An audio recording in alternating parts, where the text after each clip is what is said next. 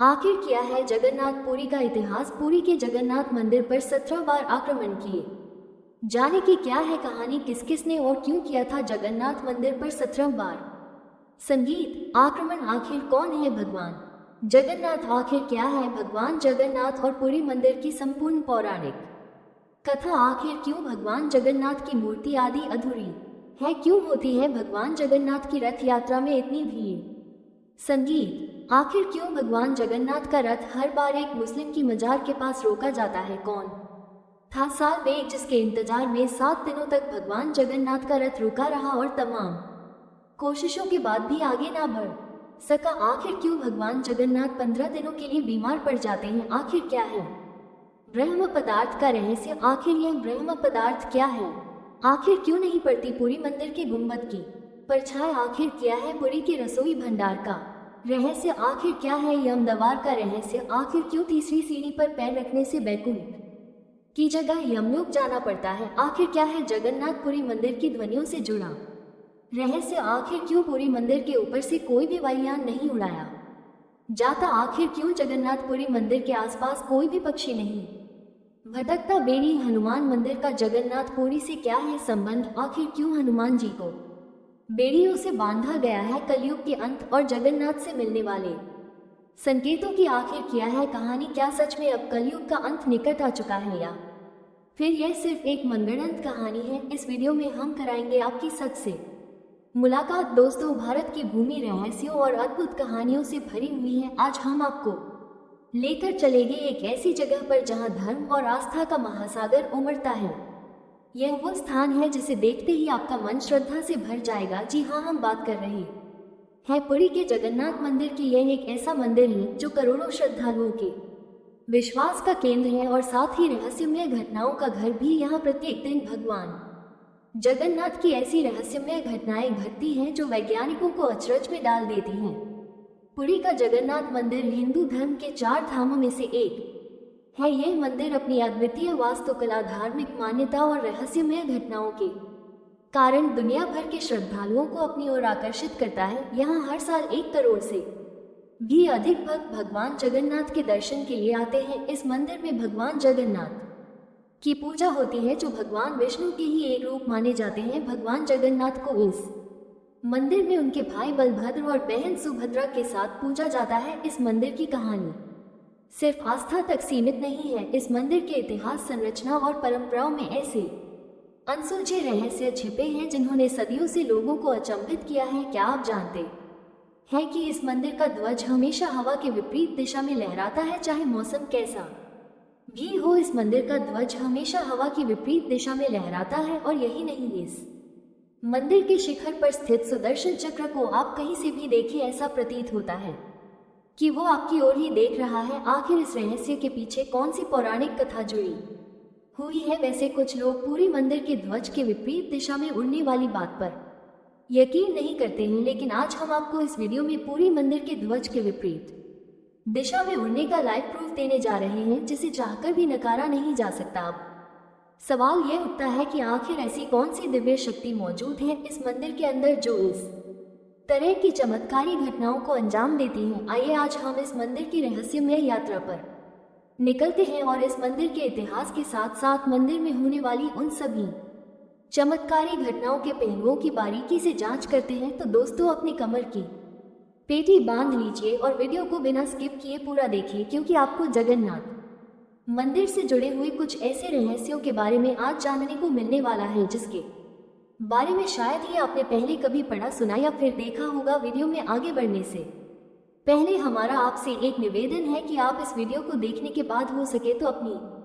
Smart TV पर चलाकर अपने परिवारजनों को भी जरूर दिखाएं। चलिए दोस्तों, सबसे पहले हम बात करते हैं जगन्नाथपुरी मंदिर के निर्माण से जुड़ी पौराणिक कथा के बारे में, जिसमें हम जानेंगे कि आखिर यह भगवान जगन्नाथ कौन है और इनकी उत्पत्ति कैसे हुई, किस तरह से हुआ था पुरी मंदिर का निर्माण। भगवान जगन्नाथ की कथा की शुरुआत तब होती है जब कलयुग की शुरुआत के कुछ समय पहले भगवान श्री कृष्ण के जंगल में विश्राम करते हुए साबर कबीले के जरा नामक आदिवासी द्वारा हिरण को जानकर तीर चलाया जाता है और जरा का तीर सीधे भगवान श्री कृष्ण के पैर में लग जाता है, जिससे श्री कृष्ण की मृत्यु हो जाती है। श्री कृष्ण की मृत्यु से पहले जरा श्री कृष्ण से अपने अपराध के लिए माफी मांगता है। तब श्री कृष्ण उसे बताते हैं कि मैंने त्रेता युग में राम के रूप में अवतार लेकर बाली को छुपकर तीर मारा था। तुम पूर्व जन्म में वानर राज बाली थे, इसलिए मैंने अपने लिए वैसी ही मृत्यु चुनी जैसी बाली को दी थी। इसके बाद श्री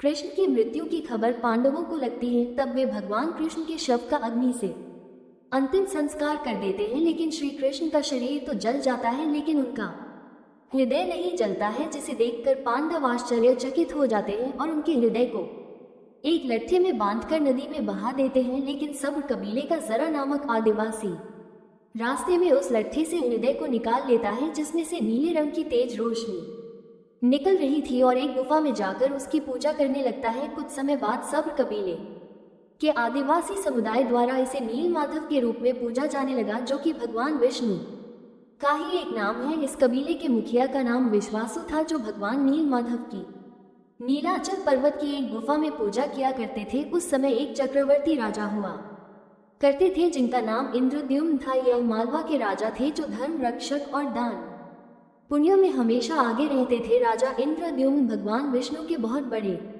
भक्त थे। एक दिन राजा इंद्रद्युम्न को सपना आता है, जिसमें वो एक पर्वत पर एक गुफा के अंदर एक नीले रंग के दिव्य प्रकाश के रूप में भगवान विष्णु के विग्रह को देखते हैं। तब राजा तुरंत सुबह उठकर कुछ जानकार विद्वान और ज्योतिष के साथ कुछ चित्रकारों को भी बुलाते हैं, ताकि उनके सपने में देखे गए दृश्य का वो चित्र बनवा सके। फिर उन्हें वह अपने सपने के बारे में बताते हैं। तब उन विद्वानों में से एक विद्वान राजा को बताता है कि आप जिस जगह के बारे में बता रहे हैं, इस जगह का वर्णन पुराणों में देखने को मिलता है। इस जगह पर एक सुंदर पानी का सरोवर है और एक पवित्र गुफा भी मौजूद है, और इस क्षेत्र को नीलाचल पर्वत कहा जाता है। लेकिन ये पर्वत कहाँ पर है, इसके बारे में कोई जानकारी नहीं है। पता नहीं इस समय ये पर्वत इस धरती पर मौजूद भी है या नहीं। आपको इस तरह का स्वप्न आना भगवान श्री कृष्ण की कोई लीला भी हो सकती है। फिर राजा ने अपने सैनिकों को चारों दिशाओं में नीलाचल पर्वत और उस गुफा को खोदने के लिए भेज दिया। इधर राजा को एक और सपना आता है, जिसमें वो समुद्र की लहरों को देखता है और फिर उसे एक मंदिर भी दिखाई देता है। फिर राजा को ये समझ आ जाता है कि भगवान क्या चाहते हैं। राजा अगले दिन ही मंदिर के निर्माण का कार्य प्रारंभ कर देता है, लेकिन समुद्र की लहरों के कारण मंदिर का निर्माण नहीं हो पाता। मंदिर का निर्माण होने के बाद समुद्र की लहरों के कारण मंदिर बार बार ध्वस्त हो रहा था। फिर राजा ने हनुमान जी की स्तुति की और मंदिर निर्माण में उनकी सहायता मांगी। हनुमान जी ने राजा का अनुरोध मान लिया और कहा, मैं यहाँ पर सूक्ष्म रूप में विराजमान रहूंगा। इसके बाद हनुमान जी समुद्र की तरफ मुंह करके बैठ गए। फिर मंदिर का निर्माण किया गया। हनुमान जी के होने से इस बार मंदिर ध्वस्त नहीं हुआ और मंदिर का निर्माण हो गया। मंदिर का निर्माण तो हो गया था, लेकिन राजा को अब भगवान के विग्रह को मंदिर के गर्भगृह में स्थापित करने की चिंता सता रही थी। नीलाचल पर्वत की खोज में गए राजा के सभी सैनिक खाली हाथ वापस लौट आते हैं, लेकिन राजा के इन्हीं सैनिकों में से एक सैनिक ब्राह्मण विद्यापति था। ब्राह्मण विद्यापति थोड़ा आध्यात्मिक किस्म का व्यक्ति था और उसने नीलाचल पर्वत को खोज लिया, और उसे ये भी पता चल गया कि एक गुफा के भीतर भगवान के विग्रह की नील माधव के रूप में सब कबीले का मुखिया विश्वासु पूजा करता है, और उन्होंने अपने देवता को नीलाचल पर्वत की गुफा के अंदर छुपाया हुआ है। ब्राह्मण विद्यापति इस बात को भी अच्छे से जानता था कि सब कबीले का मुखिया विश्वासु नील माधव का बहुत बड़ा उपासक है, और उसने भगवान नील माधव के विग्रह को किस गुफा में रखा है, लेकिन वो इसके बारे में नहीं बताएगा। फिर विद्यापति ने दिमाग लगाया कि बल के सहारे तो उन्हें कभी भी भगवान का विग्रह प्राप्त नहीं हो सकता। इसलिए विद्यापति ने मुखिया की बेटी को प्रेम जाल में फंसाकर उससे विवाह कर लिया। फिर उसने विश्वासु की बेटी को अपने पिता को नील माधव के दर्शन कराने के लिए मनाने के लिए कहा, लेकिन सब कबीले का मुखिया विश्वासु नहीं माना। विश्वासु की उसकी बेटी के अलावा कोई संतान नहीं थी, इसलिए उसकी बेटी ने कहा कि आपके बाद हमें ही नील माधव की पूजा करनी है, इसलिए उनका पता बता दीजिए। फिर विश्वासु मान गए और विद्यापति की आंखों पर पट्टी बांधकर उसे उस गुफा में ले गए जहां पर नील माधव का विग्रह था। विद्यापति बड़ा ही चतुर था। आंखों में पट्टी बंधी होने के कारण रास्ते का पता लगाने के लिए उसने अपने हाथों में सरसों के बीज रख लिए और उन्हें रास्ते में डालता गया। जब बारिश का मौसम आया तो सरसों के बीज अंकुरित होकर उगाए। फिर वो राजा इंद्रद्युम्न के साथ आया और भगवान नील माधव के विग्रह को चोरी कर फरार हो गया के अंदर नील माधव का विग्रह नहीं है। जब इस बात का पता मुखिया विश्वासु को चला तो वह काफी दुखी हुआ। विश्वासु भगवान नील माधव की पूरे सच्चे मन से भक्ति करता था। राजा ने भगवान के विग्रह को मंदिर में स्थापित कर दिया, लेकिन उस विग्रह से निकलने वाली नीली रोशनी इतनी तेज थी कि कोई भी उसके दर्शन नहीं कर पा रहा था, इसलिए राजा की चिंता अब भी खत्म नहीं हुई थी। फिर एक दिन राजा इंद्रद्युम्न के सपने में भगवान विष्णु आते हैं और उसे बताते हैं कि तुम्हें समुद्र में स्थित एक पेड़ के लट्ठे को लाना होगा जो द्वारिका से बहकर आ रहा है। तुम उस लट्ठे से मूर्ति का निर्माण करवाओ और उस मूर्ति के अंदर मेरे विग्रह को स्थापित कर दो। राजा ने फिर से अपने सैनिकों को आदेश दिया और उस पेड़ के लट्ठे को लाने के लिए कहा। सैनिकों ने समुद्र में उस पेड़ के लट्ठे को तो ढूंढ लिया, लेकिन पूरी सेना मिलकर कर भी उस पेड़ के लट्ठे को उठा नहीं पाई। जब इस बात का पता राजा इंद्रद्युम्न को चला तो उन्होंने हनुमान जी से प्रार्थना की। तब हनुमान जी ने बताया कि तुम भगवान नील माधव के विग्रह को चोरी करके लाए हो, इसीलिए तुम पाप के तले दबे हो,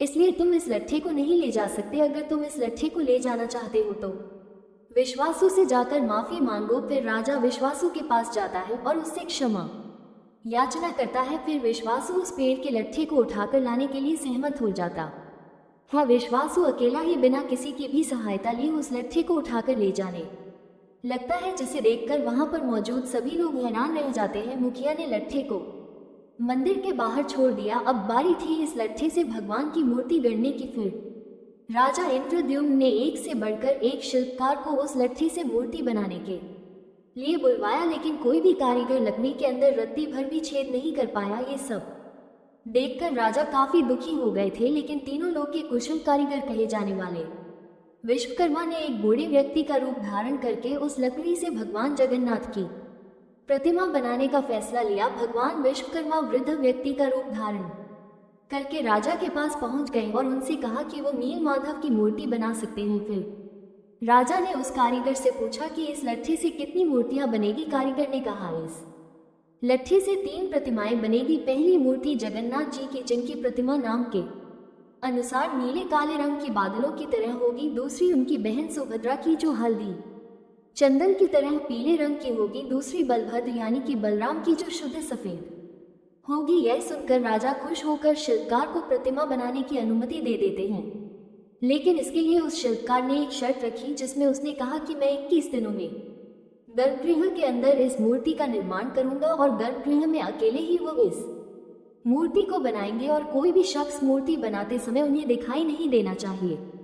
यदि कोई भी इन 21 दिनों से पहले अंदर आया तो वे मूर्ति को छोड़कर चले जाएंगे। राजा ने सभी शर्तें मान ली और एक बंद कमरे के अंदर भगवान विश्वकर्मा ने लकड़ी से मूर्ति गढ़ने का काम शुरू कर दिया। लोगों को आरी छेनी और हथौड़ी की आवाज आती रही। कोई भी व्यक्ति कमरे के आसपास भटकने की कोशिश भी नहीं कर रहा था, लेकिन राजा की एक रानी, जिसका नाम गुड़ था, वो खुद को चाहकर भी रोक नहीं पा रही थी, इसलिए सभी की नजरें चुराते हुए रानी उस कमरे के पास चली गई। रानी ने देखा कि कमरे से कोई भी आवाज नहीं आ रही है।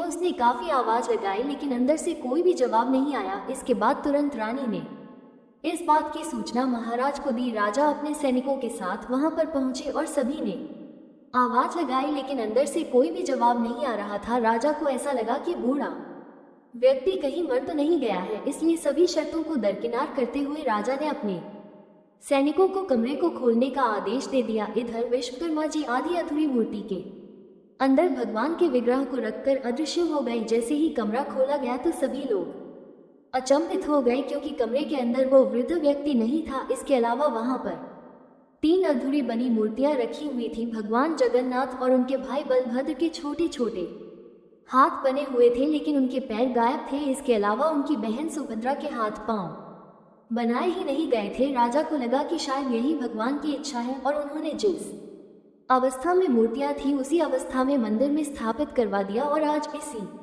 रूप में ये तीनों मूर्तियां मंदिर में विराजमान हैं, जिनमें भगवान जगन्नाथ और बलभद्र के आधे अधूरे हाथ हैं और उनकी बहन सुभद्रा के हाथ ही नहीं है। दोस्तों, भगवान जगन्नाथ कौन है हमने इस बारे में तो जान लिया है। अब हम आपको बताने जा रहे हैं पुरी के जगन्नाथ मंदिर से जुड़े हुए उन तमाम रहस्यों के बारे में जो विज्ञान को भी चुनौती देते हैं। नंबर 1, पुरी मंदिर का ध्वज वैसे जगन्नाथ मंदिर से जुड़े कई रहस्य सदियों से लोगों का ध्यान आकर्षित करते आए हैं।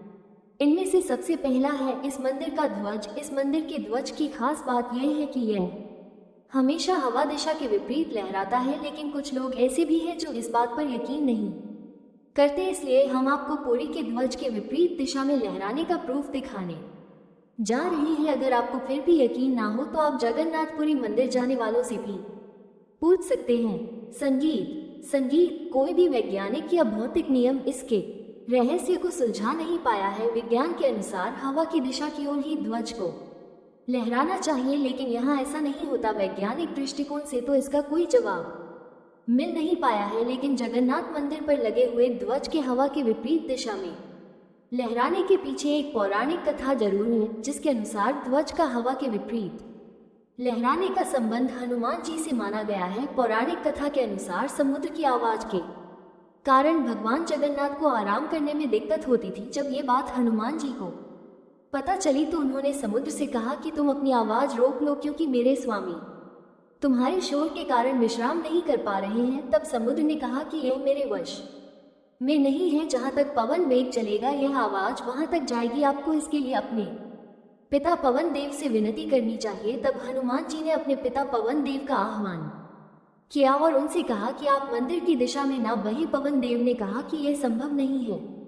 इसके लिए उन्होंने हनुमान जी को एक उपाय बताया। अपने पिता के बताए उपाय के अनुसार हनुमान जी ने अपनी शक्ति से खुद को 2 भागों में विभाजित किया और फिर वे वायु से भी तेज गति से मंदिर के आसपास चक्कर लगाने लगे। इससे वायु का एक ऐसा चक्र बना कि समुद्र की ध्वनि मंदिर के भीतर ना जाकर मंदिर के आसपास ही घूमती रहती है और मंदिर में भगवान जगन्नाथ जी आराम से सोते रहते हैं। इसी कारण से पूरी मंदिर का ध्वज हवा की विपरीत दिशा में उड़ता है। इतना ही नहीं दोस्तों, जगन्नाथ मंदिर पर लगे हुए इस ध्वज को हर दिन मंदिर के पुजारी के द्वारा बदला जाता है। ऐसी मान्यता है कि अगर एक भी दिन इस ध्वज को नहीं बदला गया तो अगले 18 सालों के लिए जगन्नाथ मंदिर बंद हो जाएगा। नंबर 2, मंदिर पर लगे सुदर्शन चक्र का रहस्य।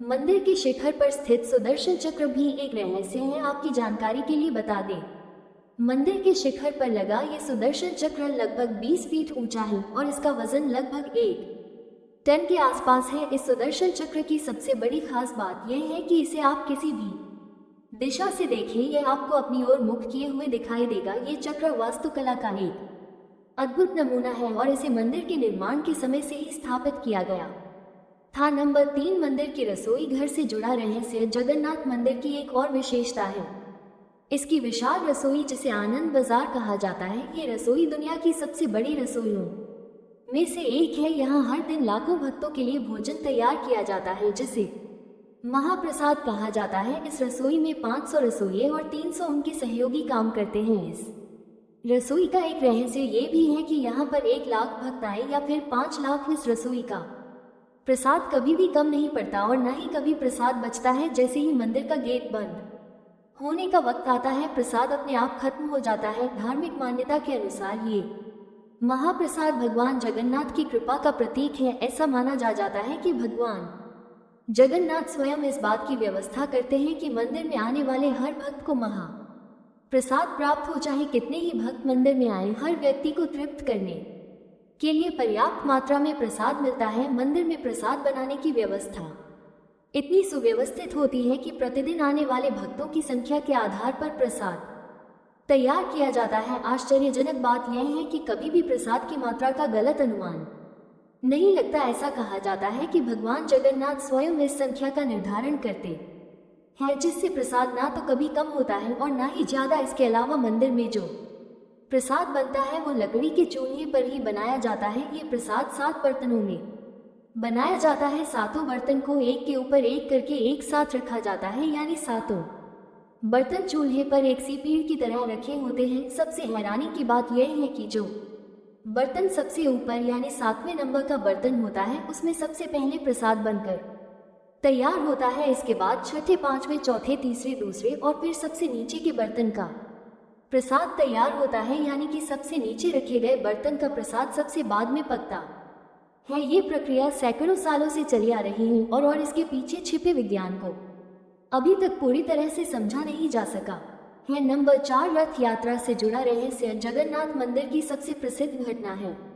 रथ यात्रा जो हर साल आयोजित होती है, हर साल ये यात्रा आषाढ़ माह में शुक्ल पक्ष की द्वितीय तिथि को निकाली जाती है और आषाढ़ शुक्ल पक्ष के 11वें दिन जगन्नाथ जी की वापसी के साथ इस यात्रा का समापन होता है। इस यात्रा में भगवान जगन्नाथ, बलभद्र और सुभद्रा की मूर्तियों को विशाल रथों पर बिठाया जाता है और पूरी नगर में उन्हें घुमाया जाता है। अब सवाल ये है कि क्यों निकाली जाती है ये रथ यात्रा? इसका जवाब हमें हिंदू धार्मिक ग्रंथों में देखने को मिलता है, जिसके अनुसार एक बार रथ यात्रा से भगवान जगन्नाथ अपने भाई बलराम और बहन सुभद्रा के साथ अपनी मौसी के घर जाते हैं। इसी वजह से पुरी में जगन्नाथ मंदिर से 3 रथ रवाना होते हैं। इनमें सबसे आगे बलराम जी का रथ, बीच में बहन सुभद्रा का रथ और सबसे पीछे जगन्नाथ जी का रथ होता है। माना जाता है कि भगवान जगन्नाथ की बहन सुभद्रा ने उनसे नगर देखने की इच्छा जाहिर की, तब वो अपनी बहन को भाई बलभद्र के साथ रथ पर बैठाकर नगर दिखाने लाए थे। इस दौरान भगवान जगन्नाथ अपनी मौसी के घर गुंडीचा भी पहुंचे और वहां पर 7 दिन ठहरे थे। तभी से इस रथ यात्रा का आयोजन होता आ रहा है। ये रथ यात्रा भगवान जगन्नाथ के पुरी के बाहर दर्शन का प्रतीक है, जहां लाखों श्रद्धालु इस महायात्रा का हिस्सा बनते हैं। रथ बनाने के लिए इस्तेमाल की जाने वाली लकड़ी विशेष रूप से चुनी जाती है और इसे जंगलों से लाकर पुरी में काटा और तैयार किया जाता है। हर साल पुराने रथों को तोड़ दिया जाता है और नए रथ बनाए जाते हैं। सदियों से इन रथों का एक जैसा ही डिजाइन चला आ रहा है। बाबा जगन्नाथ की पूरी यात्रा के दौरान कई अद्भुत और चमत्कारी घटनाएं घटित होती हैं, जो भक्तों को आश्चर्यचकित कर देती हैं। रथ यात्रा के दौरान भगवान जगन्नाथ के रथ को खींचने का विशेष महत्व है। लाखों लोग रथ को खींचने के लिए जमा होते हैं। मान्यता है कि जो कोई भी इस रथ को खींचता है वो मोक्ष प्राप्त करता है। खास बात यह है कि रथ खींचने के दौरान लोगों को एक अदृश्य शक्ति का अनुभव होता है, जो रथ को गति देती है। कई बार ऐसा देखा गया है कि जब रथ को खींचने वाले भक्तों की कमी होती है, तब रथ स्वयं ही चलने लगता है, जो भगवान की दिव्य उपस्थिति का प्रमाण माना जाता है। रथ यात्रा के दौरान भगवान जगन्नाथ, बलभद्र और सुभद्रा के लिए 3 अलग अलग रथ बनाए जाते हैं। भगवान जगन्नाथ का रथ, जिसे नंदी घोष कहा जाता है और इसका रंग लाल और पीला होता है, ये रथ सबसे बड़ा होता है, जिसमें 16 पहिए होते हैं। बलभद्र का रथ, जिसे ताल ध्वज कहा जाता है और इसका रंग हरा और लाल होता है, इस रथ में 14 पहिए होते हैं। सुभद्रा का रथ, जिसे देवदलन कहा जाता है और इसका रंग काला और लाल होता है, इसमें 12 पहिए होते हैं। कई बार ऐसा देखा गया है कि रथ यात्रा के दिन बारिश होती है। भले ही पहले मौसम साफ रहा हो, स्थानीय लोग इसे भगवान जगन्नाथ की कृपा मानते हैं। मान्यता है कि रथ यात्रा के दिन हुई बारिश से भगवान की उपस्थिति का आभास होता है और ये भविष्य में अच्छी फसल और समृद्धि का संकेत देती है। क्या आपको पता है, भगवान जगन्नाथ की रथ यात्रा के दौरान हर बार भगवान जगन्नाथ का रथ एक मजार के सामने भी रोका जाता है। अब सवाल ये है कि आखिर भगवान जगन्नाथ की रथ यात्रा को मजार के सामने क्यों रोका जाता है? आइए जानते हैं कि भगवान जगन्नाथ की रथ यात्रा को एक मजार के सामने रोकने के पीछे की कहानी क्या है। दरअसल उस समय जहांगीर का एक सूबेदार हुआ करता था, जिसने जबरन एक ब्राह्मण विधवा महिला का धर्म परिवर्तन करके उससे शादी कर ली थी और उसके 5 पुत्र हुए थे, जिनमें से उसका एक ही पुत्र बचा था, जिसका नाम साल बेग था। माँ हिंदू होने की वजह से साल बेग में शुरुआत से ही हिंदू धर्म के प्रति आस्था थी। सालब की मां भगवान जगन्नाथ की काफी बड़ी भक्त थी। एक युद्ध के दौरान सालब के पिता यानी कि जहांगीर का सूबेदार मारा गया। उसी युद्ध में सालब भी काफी ज्यादा जख्मी हो गया था। सालब की तबीयत काफी ज्यादा खराब हो गई, जिससे कोई भी औषधि उसके शरीर पर काम नहीं कर रही थी। तब उसकी मां ने बताया कि प्रभु जगन्नाथ भगवान विष्णु के ही अवतार है, तुम 12 दिनों तक उनका नाम जप करो, इससे तुम बिल्कुल ठीक हो जाओगे। सालब ने ऐसा ही किया। एक दिन भगवान जगन्नाथ सालब के सपने में आए और अपने शरीर पर लगाने के लिए उसे धूप दी और कहा, इसे शरीर पर लगाने से तुम बिल्कुल ठीक हो जाओगे। सालब जैसे ही नींद से उठा तो उसे अपने पास में धूप रखी मिली। उसने उस धूप को जैसे ही अपने शरीर पर लगाया तो वो तुरंत ही ठीक हो गया। इस घटना के बाद सालब भगवान जगन्नाथ का पक्का भक्त बन गया और उसकी आस भगवान जगन्नाथ में बढ़ गई। वो इस घटना के दूसरे दिन ही भगवान जगन्नाथ के दर्शन करने के लिए निकल गया, लेकिन गैर हिंदू यानी कि मुस्लिम होने के कारण उसे मंदिर में प्रवेश नहीं करने दिया गया, जिससे सालब उदास होकर वृंदावन चला गया और वहां पर भगवान श्री कृष्ण की भक्ति करने लगा। इधर भगवान जगन्नाथ की रथ यात्रा का निकलने का समय निकट आ गया। साल बेग को जब भगवान जगन्नाथ की रथ यात्रा के बारे में पता चला तो वह वृंदावन से भगवान जगन्नाथ के रथ यात्रा में दर्शन की आशा लेकर वृंदावन से पैदल निकल पड़ा। लेकिन रास्ते में साल बेग की तबीयत अचानक से खराब हो गई और वो समय पर ना पहुंच सका, जिससे सालब काफी दुखी हुआ। इधर भगवान जगन्नाथ का रथ अचानक से बलक में रुक गया। रथ को हाथों से, घोड़ों से और हाथियों से खींचने की कई कोशिशें की गई, लेकिन रथ आगे नहीं बढ़ा। लगभग 7 दिन बीत गए। भगवान जगन्नाथ का रथ एक ही जगह पर रुका रहा, जिससे प्रजा और राजा चिंतित होने लगे।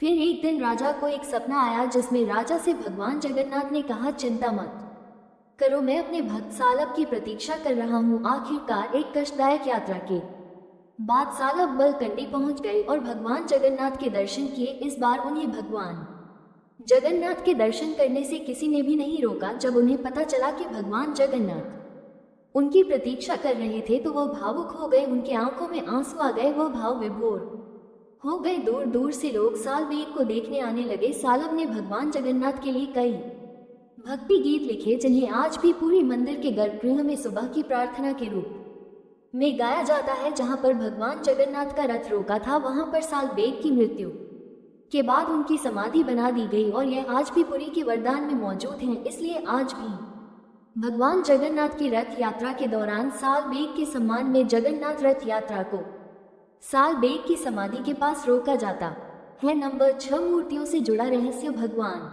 जगन्नाथ की मूर्तियां भी इस मंदिर की रहस्यमय चीजों में शामिल हैं। सबसे खास बात ये है कि इन मूर्तियों को लकड़ी से बनाया जाता है। एक विशेष अनुष्ठान के तहत इन मूर्तियों को बदल दिया जाता है। इस अनुष्ठान के दौरान पुरानी मूर्तियों को एक गुप्त स्थान पर दफन किया जाता है और नई मूर्तियों का निर्माण किया जाता है।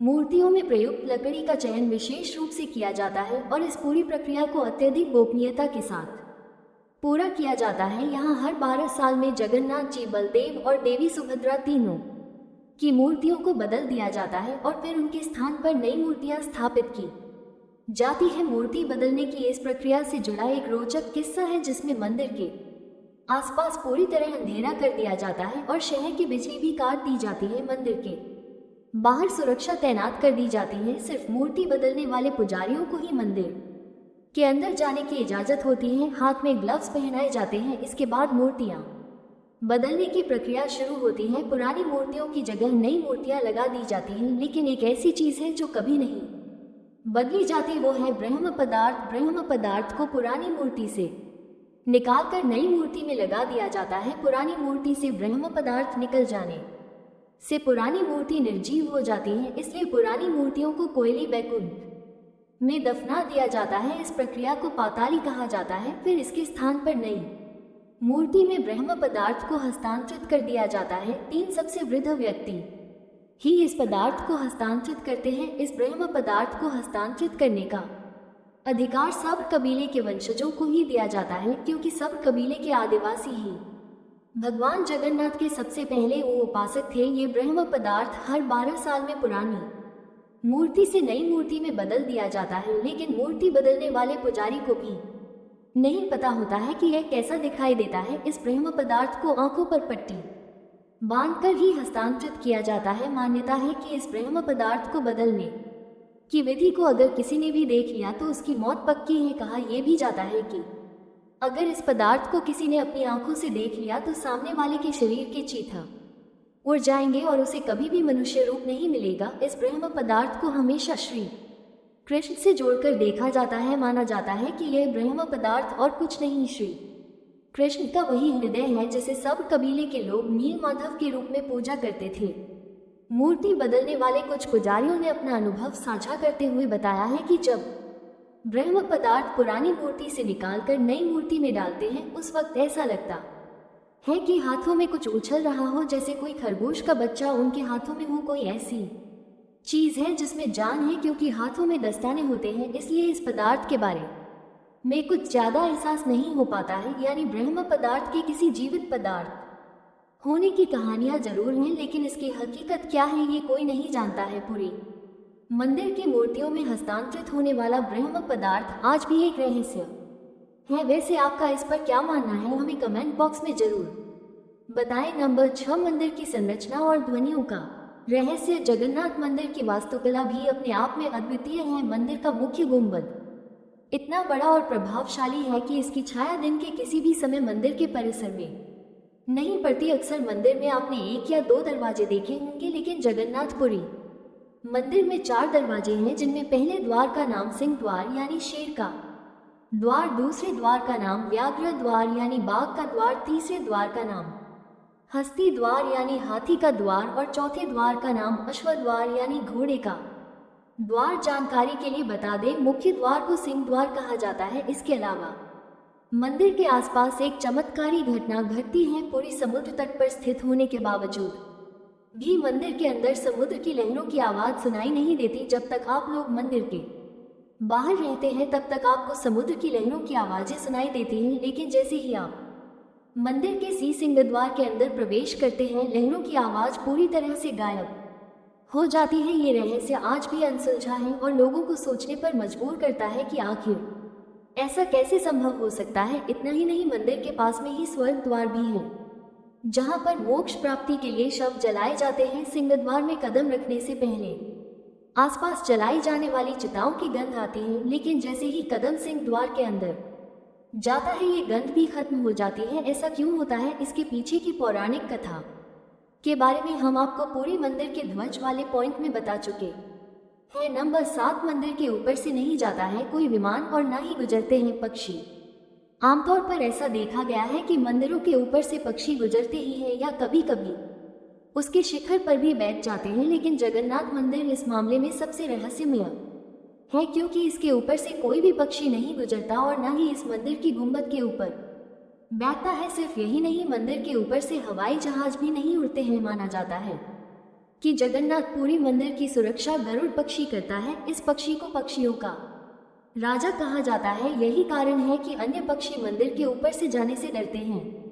दिलचस्प बात तो ये है कि जगन्नाथ मंदिर पुरी के ऊपर एक 8 धातुओं से निर्मित एक चक्र है, जिसे नीला चक्र या सुदर्शन चक्र के नाम से जाना जाता है। ऐसा कहा जाता है कि यह चक्र मंदिर के ऊपर से गुजरने वाले वायुयान में कई तरह की रुकावटें पैदा कर सकता है। इसी वजह से कोई भी वायुयान इस मंदिर के ऊपर से नहीं गुजरता। आश्चर्यचकित कर देने वाली बात तो ये है कि इंसानों तक तो ठीक है, लेकिन पक्षियों को कैसे पता है कि इस मंदिर के ऊपर से नहीं गुजरना है और ना ही इसके ऊपर बैठना है। नंबर 8, नहीं दिखती है मंदिर की परछाई। जगन्नाथ मंदिर करीब 4 लाख वर्ग फीट एरिया में है। इसकी ऊंचाई 214 फीट है। दोस्तों, किसी भी वस्तु या इंसान या फिर पशु पक्षियों की परछाई बनना तो विज्ञान का नियम है, लेकिन जगत के पालनहार भगवान जगन्नाथ के मंदिर का ऊपरी हिस्सा विज्ञान के इस नियम को चुनौती देता है। यहाँ मंदिर के शिखर की छाया हमेशा अदृश्य ही रहती है। इतना ही नहीं, अगर कोई व्यक्ति इस मंदिर पर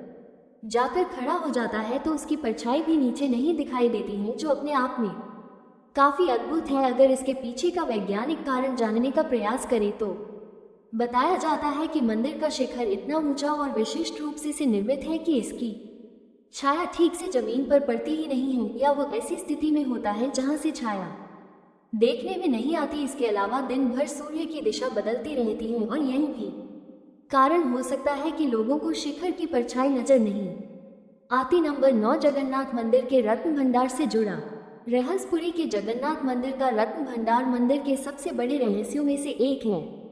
इस रत्न भंडार में भगवान जगन्नाथ, बलभद्र और सुभद्रा की पूजा में इस्तेमाल होने वाले बेशकीमती रत्न, आभूषण और अन्य कीमती धरोहर रखी गई हैं। ओडिशा के कई राजाओं और सम्राटों ने इस खजाने में अपार धन, सोना, चांदी और रत्न दान किए थे। सन 1978 में रत्न भंडार का एक बार सर्वेक्षण किया गया था, लेकिन केवल बाहरी कक्ष की ही जांच की गई। भीत कक्ष की चाबियां रहस्यमय तरीके से गायब हो गई थी, लेकिन 46 साल बाद 2024 में पहली बार रत्न भंडार के आंतरिक कक्ष को खोला गया। लेकिन सबसे हैरान करने वाली बात तो ये है कि आंतरिक कक्ष को सुबह 9:53 पर ही खोला गया, यानी कि पूरे शुभ मुहूर्त का ध्यान रखते हुए ही जगन्नाथ मंदिर के आंतरिक कक्ष को खोला गया था, जिससे कि किसी भी तरह का नुकसान ना हो। लोगों का मानना है कि खजाने की रक्षा भगवान जगन्नाथ स्वयं करते हैं, और जो कोई भी इसे अनाधिकृत रूप से खोलने की कोशिश करेगा उसे गंभीर परिणामों का सामना करना पड़ेगा। कुछ इतिहासकारों का कहना है कि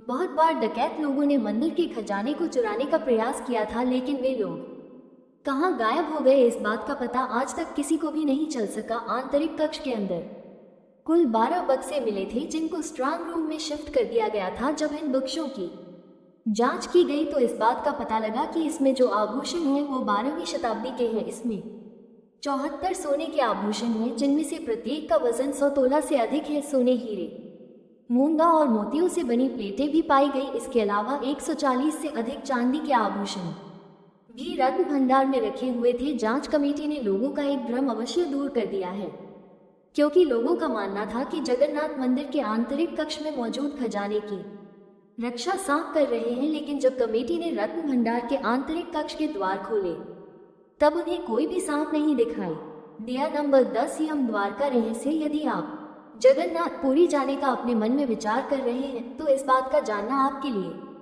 बहुत ही जरूरी है कि जगन्नाथपुरी को धरती का बैकुंठ माना जाता है, जिसके दर्शन मात्र से ही इंसान हमेशा हमेशा के लिए पाप मुक्त हो जाता है। पौराणिक मान्यता के अनुसार भगवान जगन्नाथ के दर्शन करके सभी लोग पाप मुक्त होने लगे थे। तभी ये देखकर यमराज जी चिंतित होने लगे और भगवान श्री जगन्नाथ के पास पहुंचे और उनसे कहा, आपके दर्शन करके तो सभी मनुष्य बैकुंठ धाम पहुंच रहे हैं। इस तरह तो यमलोक खाली हो जाएगा और सभी मनुष्य भी बैकुंठ धाम पहुंच जाएंगे। तब भगवान जगन्नाथ ने तीसरी सीढ़ी यमराज को देते हुए कहा कि जब भी कोई भक्त दर्शन से लौटते समय तीसरी सीढ़ी पर पैर रखेगा तो उसके सभी पुण्य खत्म हो जाएंगे, उसे मेरे दर्शन का फल नहीं मिलेगा और वो बैकुंठ की बजाय यमलोक जाएगा। अगर आप जगन्नाथपुरी दर्शन करने के लिए जा रहे हैं तो मंदिर में कुल 22 सीढ़ियां हैं, जिसमें आपको दर्शन करने के बाद नीचे से शुरुआत की तीसरी सीढ़ी का ध्यान रखना है और उस पर आपको अपने पैरों को रखने से बचना है, वरना आपके दर्शन के सभी पुण्य शून्य हो जाएंगे। यमला की एक और पहचान ये है कि यह एक काले रंग का चमकता हुआ पत्थर है जिसे आप आसानी से पहचान सकते हैं। नंबर 11, भगवान जगन्नाथ के बीमार होने से जुड़ा रहस्य। दोस्तों, आपने इंसानों के बीमार होने के बारे में तो सुना होगा, लेकिन आपको जानकर हैरानी होगी कि भारत में भगवान जगन्नाथ का एकमात्र ऐसा मंदिर है जहां पर भगवान जगन्नाथ भी बीमार पड़ जाते हैं। जगन्नाथ रथ यात्रा से पहले भगवान जगन्नाथ को 15 दिनों के लिए बुखार आ जाता है और यह परंपरा हर साल निभाई जाती है। लेकिन क्या आप जानते हैं कि आखिर हर साल जगन्नाथ जी को 15 दिनों के लिए बुखार क्यों आ जाता है? जगन्नाथ यात्रा शुरू होने से पहले ज्येष्ठ माह की पूर्णिमा तिथि के दिन भगवान जगन्नाथ बलभद्र जी और सुभद्रा जी को 108 घड़ों के जल से स्नान कराया जाता है, जिसे सहस्त्रधारा स्नान नाम दिया गया है। मान्यता है कि ठंडे पानी से स्नान के बाद तीनों बीमार हो जाते हैं और फिर इन्हें 15 दिनों के लिए एकांतवास में रखा जाता है और इस दौरान मंदिर के कपाट बंद रहते हैं। दौरान भगवान को आयुर्वेदिक जड़ी बूटियों से बनी दवाएं और काढ़ा दिया जाता है। 15 दिन बाद जब भगवान ठीक हो जाते हैं तब उनकी रथ यात्रा निकाली जाती है। लेकिन अगर इस चीज को पौराणिक कथा से जोड़कर देखा जाए तो एक पौराणिक कथा के अनुसार उड़ीसा की पुरी में भगवान जगन्नाथ के एक परम भक्त थे जिनका नाम था माधव दास। वो प्रतिदिन जगन्नाथ जी की भक्ति भाव से आराधना करते थे। एक बार माधव दास को अतिसार उल्टी दस्त का रोग हो गया था। वो इतने दुर्बल हो गए कि उनका चलना फिरना भी मुश्किल हो गया, लेकिन क्षमता अनुसार अपना कार्य स्वयं करते रहे। उन्होंने किसी की सेवा नहीं ली। माधव दास का रोग जब और गंभीर होता गया तब उनको उठने बैठने में भी बहुत ज्यादा परेशानी होने लगी। तब जगन्नाथ जी स्वयं सेवक बनकर उनके घर पहुंचे और माधव दास जी की सेवा करने लगे। जब माधव दास जी को होश आया तब उन्होंने तुरंत पहचान लिया कि यह तो मेरे प्रभु ही हैं। तब उन्होंने कहा, प्रभु आप तो तीनों लोकों के स्वामी हो, आप मेरी सेवा कर रहे हो, आप चाहते तो मेरा ये रोग भी तो दूर कर सकते थे। आप मेरा रोग दूर कर देते तो आपको ये सब करना नहीं पड़ता। तब भगवान जगन्नाथ जी बोले, मुझसे अपने भक्त की पीड़ा नहीं देखी जाती, इसलिए सेवा कर रहा हूँ। भगवान जगन्नाथ ने अपने परम भक्त को समझाते हुए कहा कि जो दुख हमारे भाग्य में लिखे हुए हैं उन्हें हमें भुगतना ही पड़ता है। अगर इस जन्म में मैं तुम्हारा ये दुख दूर कर भी देता तो तुम्हें इसे अगले जन्म में अवश्य भोगना पड़ता। लेकिन तुम्हारा जो 15 दिन का रोग और बचा है इसे मैं स्वयं ले रहा हूँ। यही कारण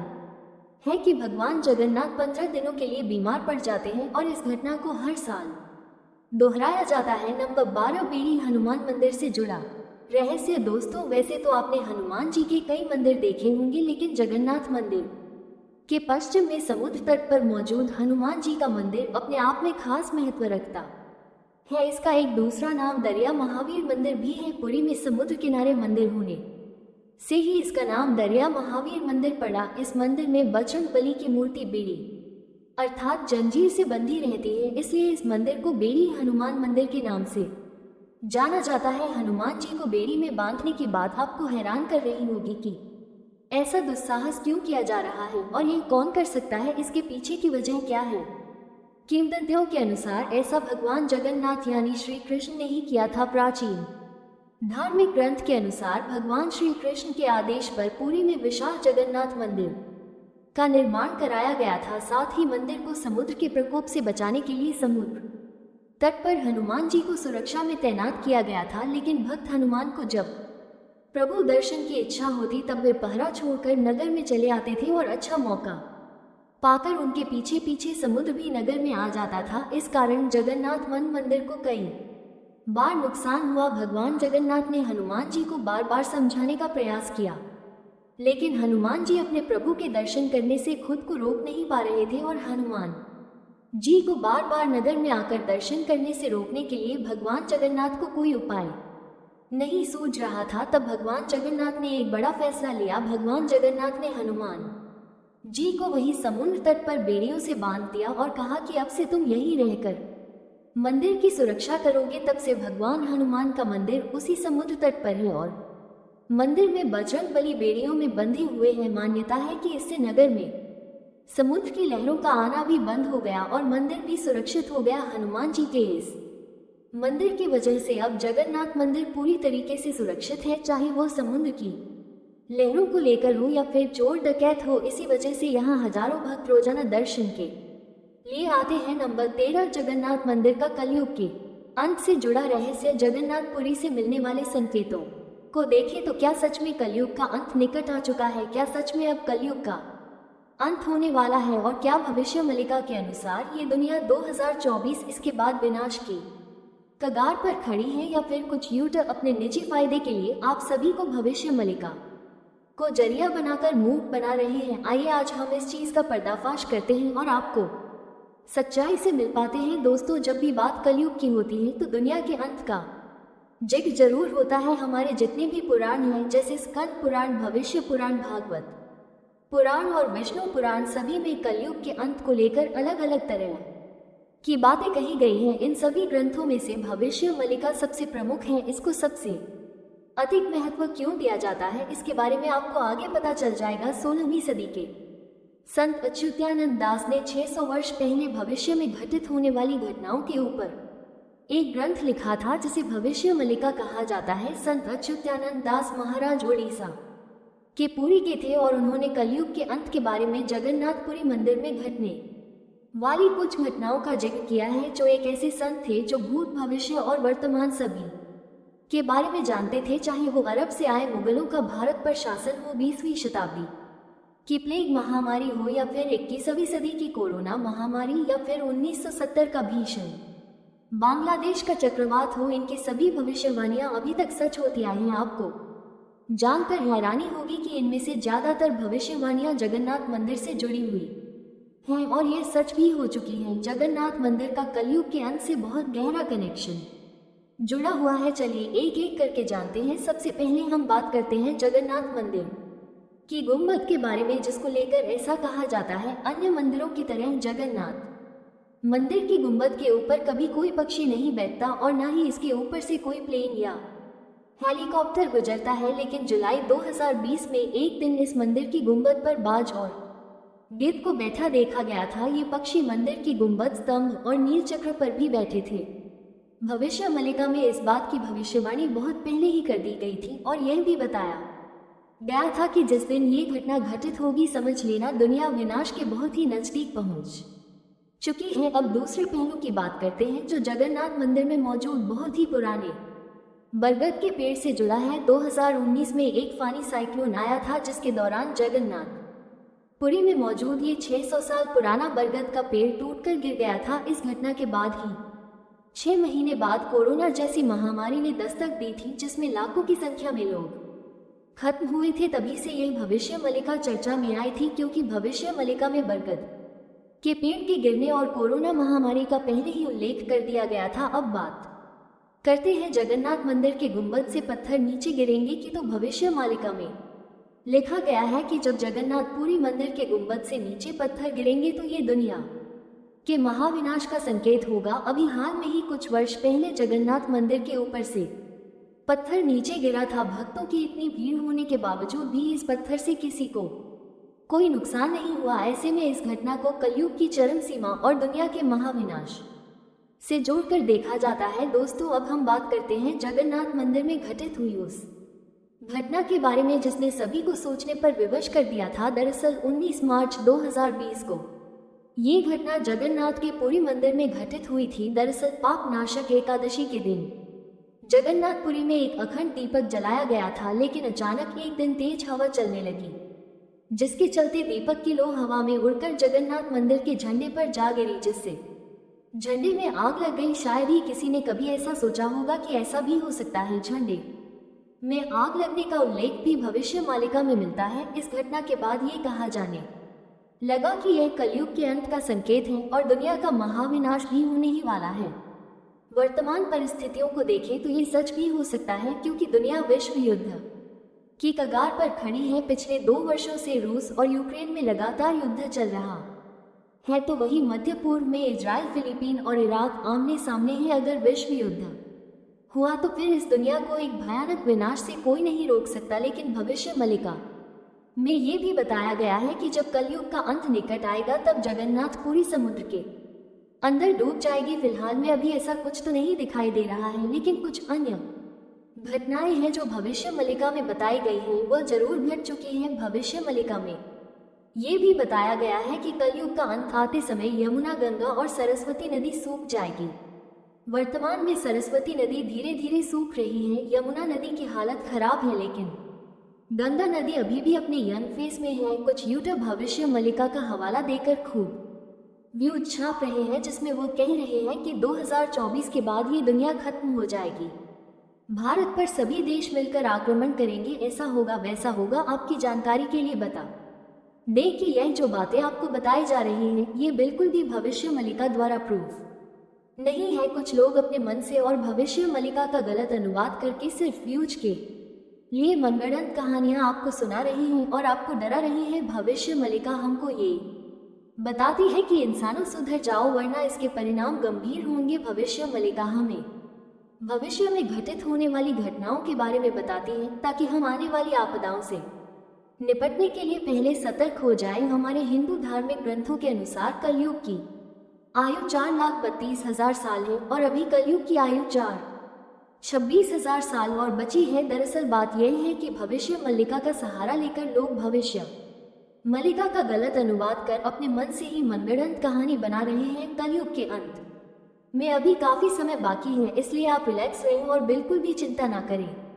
दोस्तों, अगर आप कहें तो हम भविष्य मलिका के ऊपर एक अलग से पूरा वीडियो बना सकते हैं। तो दोस्तों, ये थे जगन्नाथ मंदिर से जुड़े हुए वो तमाम रहस्य जिसके बारे में आज हमने इस वीडियो में जाना। इस वीडियो को देखने के बाद शायद ही आपके मन में जगन्नाथ मंदिर से जुड़ा हुआ कोई प्रश्न रहा होगा। फिर भी अगर जगन्नाथ मंदिर से जुड़ी हुई कोई ऐसी बात रह गई है जिसके बारे में हमने आपको नहीं बताया, तो प्लीज आप कमेंट बॉक्स के माध्यम से जरूर बताएं। जगन्नाथ मंदिर पर 17 बार आक्रमण की कहानी बड़ी ही रोचक है, जिसे हम आपको इस वीडियो में नहीं बता सके, क्योंकि हमारी वीडियो पहले ही हमारी उम्मीदों से ज्यादा बड़ी हो चुकी है। इसलिए पूरी मंदिर पर 17 बार आक्रमण के ऊपर हम जल्द ही एक अलग से वीडियो बनाएंगे। अंत तक हमारे साथ बने रहने के लिए धन्यवाद। नाथों के नाथ जगन्नाथ की जय।